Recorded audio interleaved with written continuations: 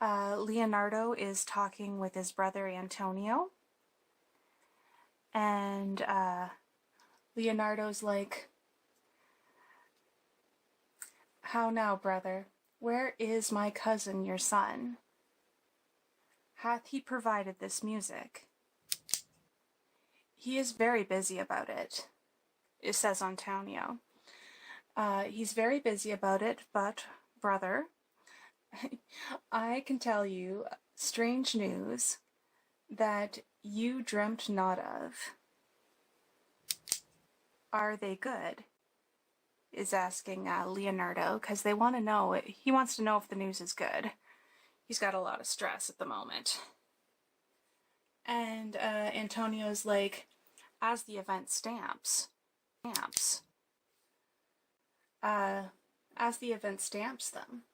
But they have a good cover. They show well outward. The prince and Count Claudio walking in a thick pleached alley in mine orchard were thus much overheard by a man of mine. The prince discovered to Claudio that he loved my niece, your daughter, and meant to acknowledge it this night in a dance, and if he found her accordant, he meant to take the present time by the top and instantly break with you of it." Oh, wow. I kinda screwed up those stitches. Let me get back on track here.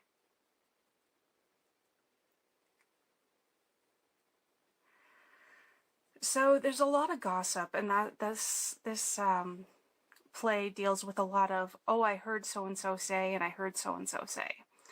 And this is where this really starts to show up in the play. Anyway, and Leonardo's like, "Hath the fellow any wit that told you this?" And Antonio says, "He's a good sharp fellow, and I will send for him and question him yourself." No, says Leonardo. "We will hold it as a dream till it appear itself. But I will acquaint my daughter withal, that she may be better prepared for an answer, if peradventure this be true. Go you and tell her of it." And then a bunch of people enter that they don't want to be overheard. So Leonardo's like, "Cousins, you know what you have to do. Oh, I cry you mercy, friend. Go you with me, and I will use your skill. Good cousin, have a care this busy time."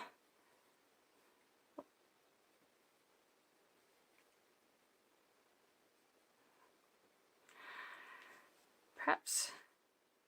Okay, I think got a little carried away on that one. There we go.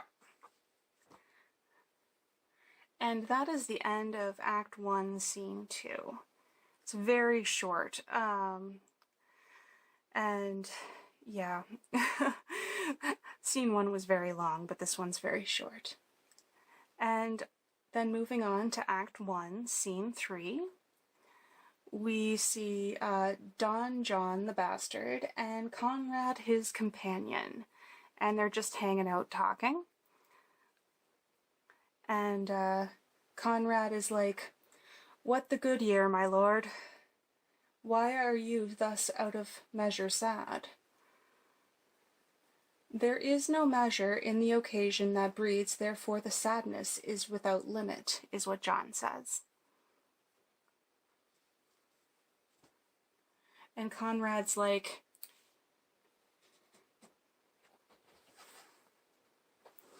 okay, sorry, I'm just going to take a moment here and fight with this yarn.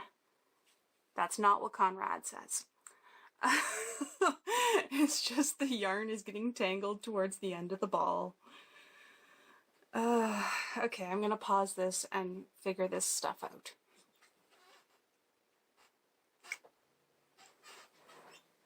I'm just going to wind this up while I read the rest of it.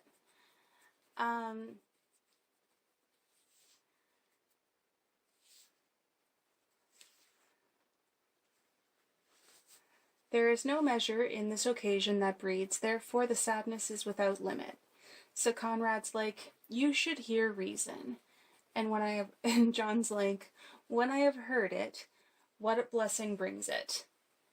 If not, and Conrad's like, if not a present remedy, at least a patient sufferance. So basically, these are bad guys trying to cheer each other up, and it's just a little bizarre and surreal to watch. Because, yeah. Anyway, John's like, I wonder that thou, being as thou sayest, thou art born under Saturn, and I think born under Saturn would be either Capricorn and Aquarius, question mark? Anyway, that's not part of the play. That just says that Conrad is born under Saturn. Anyway, I wonder that thou, being as thou sayest thou art born under Saturn,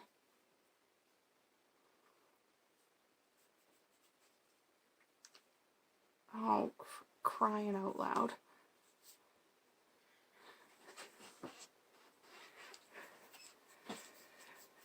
Goest thou about playing a moral medicine to a mortifying mischief? I cannot hide what I am. I must be sad when I have cause, and smile at no man's jests. Eat when I have stomach, and wait for no man's leisure. Sleep when I am drowsy, and tend on no man's business. Laugh when I'm merry, and claw at no man in his humor. So that's John going, woe's me, basically. Woe's me, I can't torture people. And Conrad's like, yea, but you must not make the full show of this till you may do it without controlment. You have of late stood out against your brother, and he hath taken you newly into his grace, where it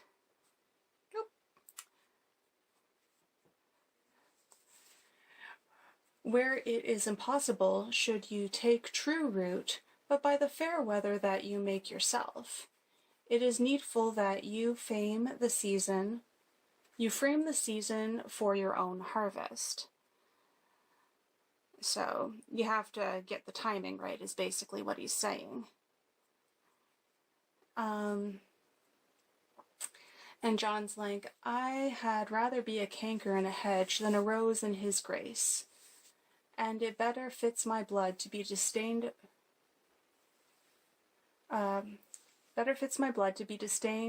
of all than to fashion a carriage to rob love from any. In this, though I cannot be said to be a flattering, honest man, it must not be denied that I'm a plain-dealing villain. Well, at least he's plain-dealing. Sorry, bad joke.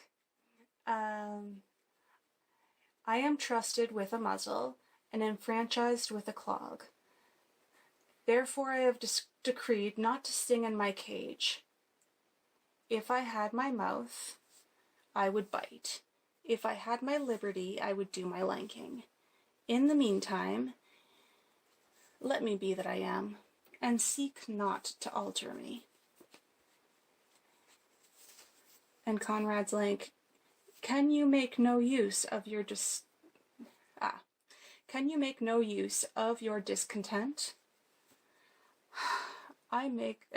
John's like, I make all use of it, for I use it only. And Braccio enters, and they say, who comes here? What news, Braccio? I came yonder from a great supper. The prince and your brother is royally entertained by Leonardo, and I can give you intelligence of an intended marriage. And John asks, Will it serve for any model to build mischief on? It's like, ooh, can I play tricks? It's a very bizarre scene when you think about it. Oh, sorry, I didn't mean to knock that. Anyway.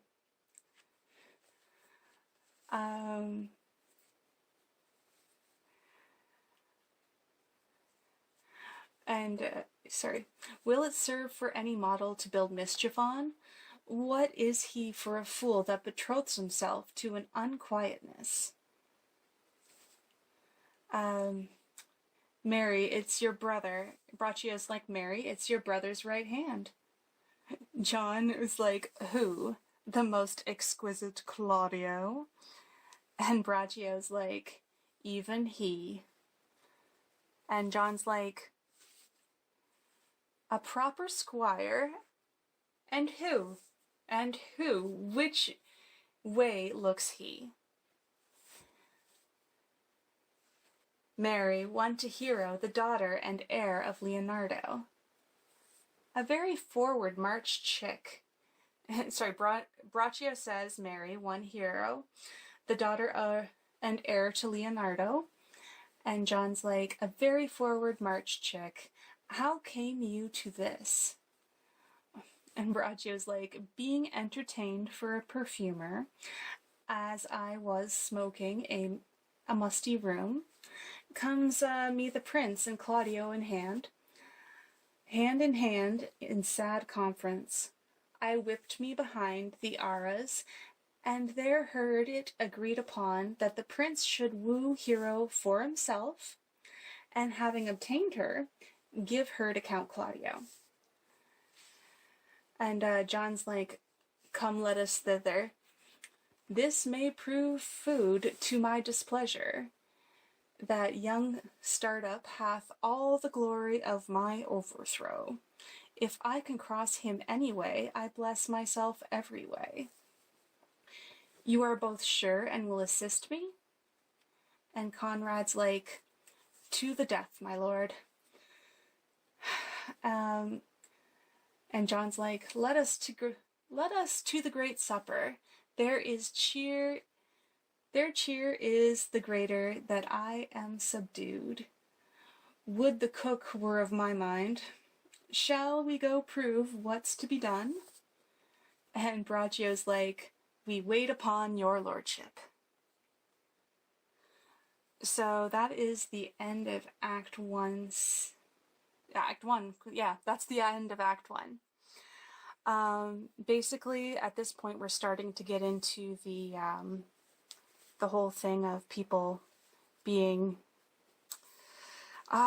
overhearing things and coming up with schemes and all of that kind of stuff. Thank you so much for watching. I'm gonna finish untangling this mess on my own, and I'll see you next time for Act 2.